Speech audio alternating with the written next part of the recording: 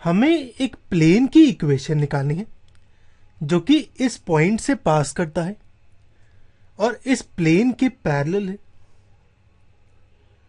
हमारा फॉर्मूला कुछ ऐसे होगा, जहां पे x1 y1 z1 है वो पॉइंट जिससे प्लेन पास करती है, और capital A capital B capital C है डायरेक्शन रेशियोज उस लाइन के जो कि इस प्लेन के परपेंडिकुलर है, यानी इस प्लेन के नॉर्मल के डायरेक्शन रेशियोज।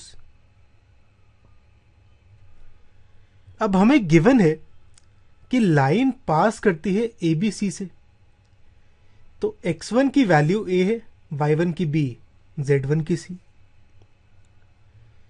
अब डायरेक्शन रेशियोज निकालते हैं नॉर्मल के।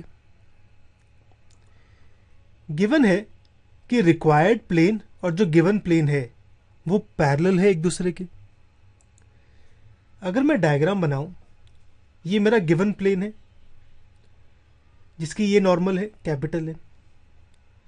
अब ये गिवन प्लेन और रिक्वायर्ड प्लेन ये दोनों पैरेलल होंगे, तो ये कुछ ऐसे आएगा। रिक्वायर्ड प्लेन का नॉर्मल मान लेता हूं मैं स्मॉल एन। मैं नोट करूं, अगर मैं इनको लंबा खींचूं थोड़ा सा, तो ये दोनों नॉर्मल्स पैरेलल हैं।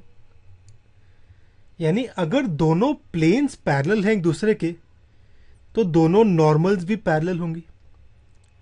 और अगर दो लाइंस पैरेलल हैं तो उनके डायरेक्शन रेशियोज इक्वल होंगे।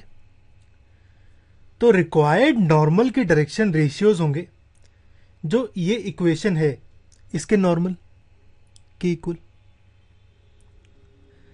अब इस प्लेन में मेरी नॉर्मल की इक्वेशन होगी i प्लस जे प्लस के, तो डायरेक्शन रेशियोज होंगे जो i j k से मल्टीप्लाइड नंबर्स हैं वो, यानी 1 1 1। तो डायरेक्शन रेशियोज ऑफ नॉर्मल होंगे 1 1 1, यानी कैपिटल ए की वैल्यू 1 है, कैपिटल बी की 1, कैपिटल सी की 1। अब यही वैल्यूज इस फॉर्मूले में पुट करता हूं और सॉल्व करता हूं,